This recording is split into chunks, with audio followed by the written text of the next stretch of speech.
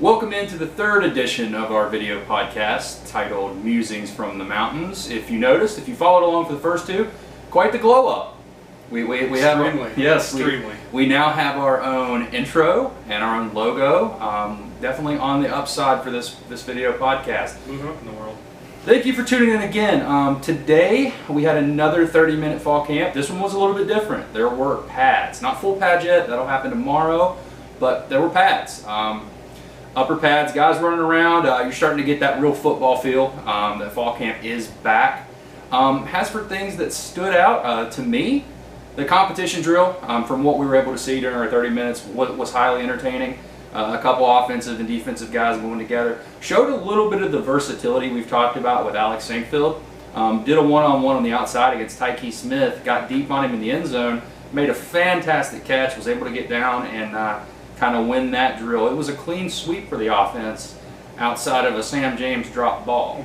I agree with you, Keenan. Out of the half hour that we did watch, what stood out to me was the competition drill.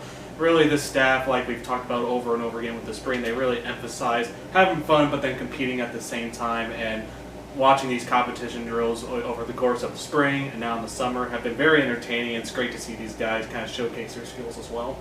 Drill that caught my attention just during the 30 minutes as well was Chad Scott, the running backs coach, had an extended boxing glove on a stick.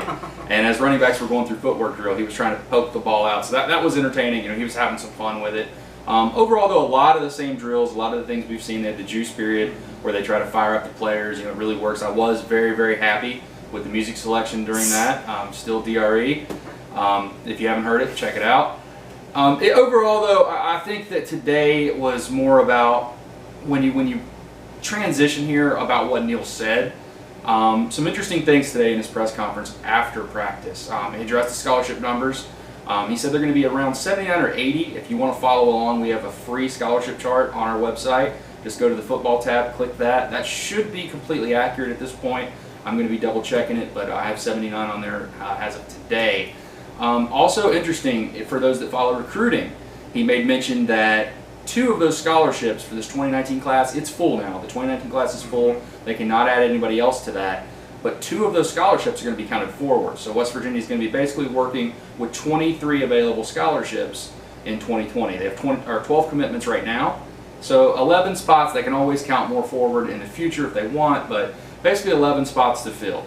As for the team itself, a guy that's been getting a lot of pub and a guy that's looked good from a physical standpoint, Bryce Wheaton, continues to impress. Neal called him the most improved player on the team from the spring. I talked to him yesterday.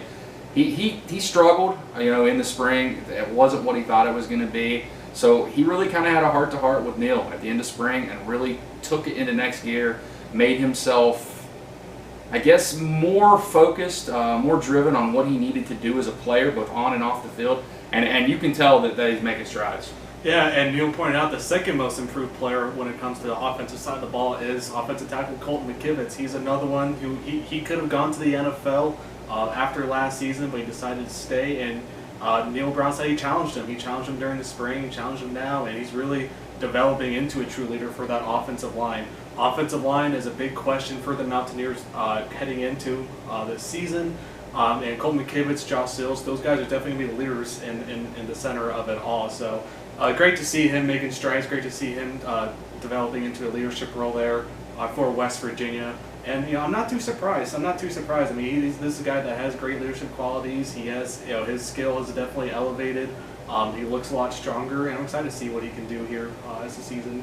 And we talked a lot about offense in the press conference today. I asked Neal specifically about defenders that have shown improvement. Jeffrey Puller was a name he highlighted. Quandarius Qualls, who's now playing linebacker instead of defensive end, which is probably more of his natural role, is another guy that stands out. Freshman Jared Bartlett. He likes what he's been able to do at that linebacker position. And I think that right now, the gist of what I gather is they're working a lot of guys in and out. As you saw in practice the other day, if you did attend the open practice or read any of our reports, they're working basically 2 different teams, a gold team and a blue team, trying to get as much reps as possible. So guys are mixing in, guys are mixing out. There's not really a depth chart right now. They haven't really even determined how they're going to use some guys. That is going to sort itself out, you know, over the next couple weeks. They put on full pads tomorrow. Neal called it, it's going to be the toughest practice of fall camp to date, and that's pretty obvious. once you go full pads. He was not pleased with his team's effort today. More from a mental standpoint. You're into day 4 of fall camp. I know it's starting to grind. It's obviously hot out there if you've been outside in Morgantown. But he was not pleased with how his team responded mentally. I wanted to see more effort out of them. Wanted to see more focus. I think you hear that a lot in fall camp. Coaches want to get their players going. But that was something that stood out to me as well. He went back to it a few times throughout the press conference.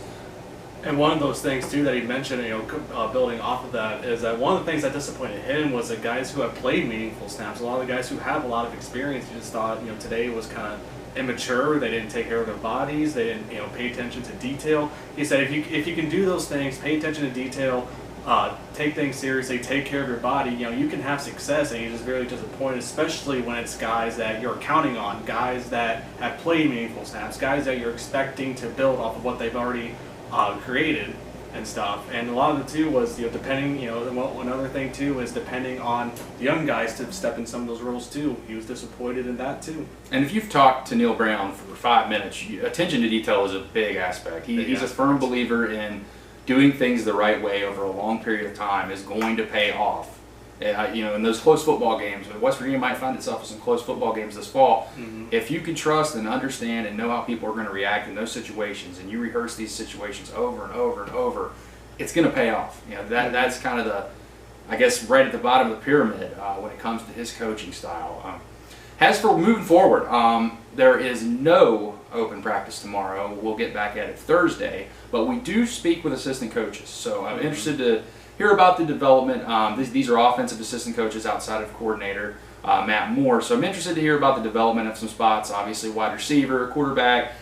Touched on quarterback a little bit today with Neal. He discussed, the 2 guys that you would expect to be in the front, at least in terms of understanding what West Virginia are doing, are Jack Allison and Austin Kendall. You would expect that at this stage. Jarrett Dagey has impressed, but obviously is a little bit behind. We still don't know his eligibility situation. But other than that, it was pretty much clear cut. West Virginia is what it is at this point. There's still a lot of questions. One of those questions he did not want to address is punting.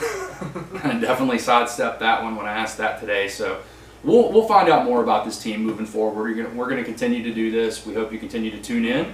And we hope to get our audio podcast off the ground here soon as well if you enjoy listening to us, which you probably would rather listen to us than watch us. Faces Radio. Yes, this was another edition of Musings of the Mountains.